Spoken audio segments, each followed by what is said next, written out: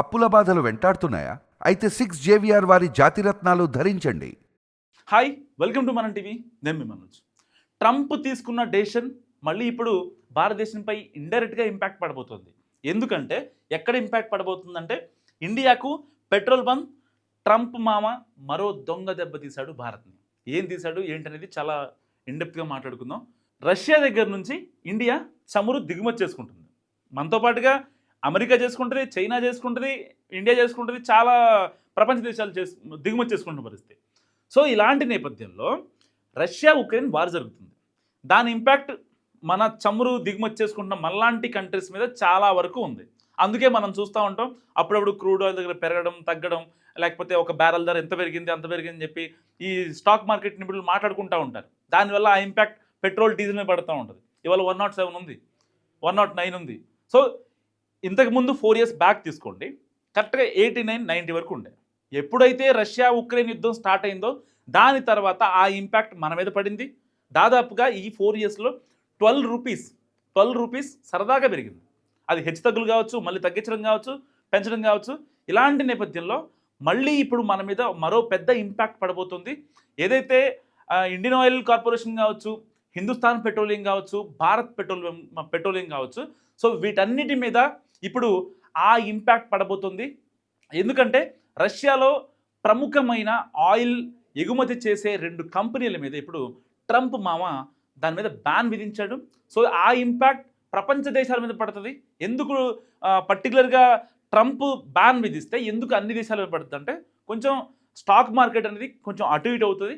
దానివల్ల ఆ ఇంపాక్ట్ భారత్ మీద పడి ఇప్పుడు ఆ యొక్క ఇప్పటిదాకా మనకి చమురు దిగుమతి చేసుకోవడం విషయంలో రష్యా దగ్గర నుంచి కొంచెం సరఫరా లేట్ అవ్వడం కావచ్చు, లేకపోతే యుద్ధ నౌకలు సరఫరా చేసే నౌకలు మన ప్రాంతానికి రావడానికి లేట్ అవ్వడం కావచ్చు.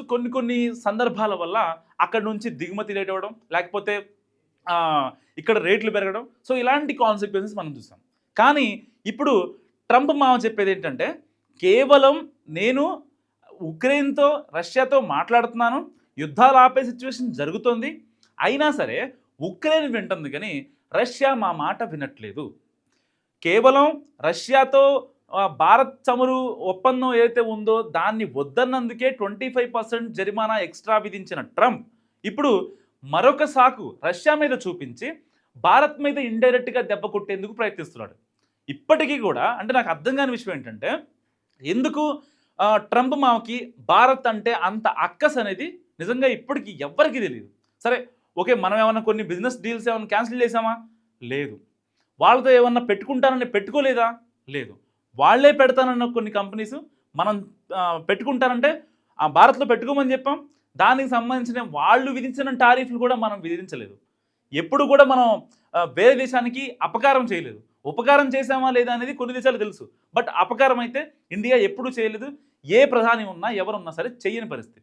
ఇలాంటి నేపథ్యంలో ఇప్పుడు ట్రంప్ మామ రష్యాలో ఏదైతే ప్రముఖ ఆయిల్ కంపెనీలు ఉన్నాయో దాని మీద తీసుకున్న డెసిషన్ ఇప్పుడు ఇండియా మీద ఇంపాక్ట్ పడబోతుంది. మరికొద్ది రోజుల్లో డీజిల్ కావచ్చు, పెట్రోల్ కావచ్చు, వీటి రేట్లు కూడా హై అయ్యే అవకాశం ఉంది. సో అంతేకాదు, ఒకవేళ సరఫరా తగ్గితే, ఒకవేళ ఆ ఇంపాక్ట్ ట్రంప్ తీసుకున్న ఇంపాక్ట్ ఆ కంపెనీస్ మీద పడి కొంచెం డిమాండ్ అటు ఇటు అయ్యి ఆ సప్లై కొంచెం చేంజ్ అయ్యి ఒకవేళ ఇలాంటి కాన్సిక్వెన్సెస్ జరిగితే మన దేశంలో కొన్ని ఆయిల్ బంకులు కూడా మూసివేసే పరిస్థితి వచ్చే అవకాశం ఉంది. సో గత వారం క్రితం మనం ఒక వీడియో చేసాం. దానికి సంబంధించి ఏదైతే రష్యాకి దగ్గర నుంచి దిగుమతి చేసుకుంటున్న మనం ఏదైతే చమురు ఉందో ఆ చమురు ఆ యుద్ధం వల్ల కొంచెం అటు ఇటు అవ్వడంతో మనం ఏదైతే సోవియట్ యూనియన్ కంట్రీస్ ఉన్నాయో వాటితో మనం కాంటాక్ట్ అయితే చమురు మాకు కావాలి, ఇలా రష్యా ఉక్రెయిన్ యుద్ధం వల్ల మాకు రావాల్సిన నౌకలు ఏవైతే ఉన్నాయో అవి మేము సమయానికి మాకు రావట్లేదు, కొంచెం మీ హెల్ప్ కావాలని చెప్పి వేరే దేశాలను అడిగితే ఆ దేశాల మీద కూడా ట్రంప్ వాళ్ళ టారిఫ్ వారిని విధించి మనకి చమురు నిల్వలు రాకుండా, చమురు నౌకలు రాకుండా, ఆ ఒప్పందం కుదర్చకుండా ట్రంప్ మావ చేసిన పరిస్థితి. సో అంటే ఎలాగైనా సరే అమెరికా మాత్రమే బాగుపడాలి. సో ఏ దేశం కూడా బాగుపడాల్సిన పని లేదు. నేను అయితే టారిఫ్లు వేస్తా, లేదంటే ఎమోషనల్ డ్రామా ప్లే చేస్తా.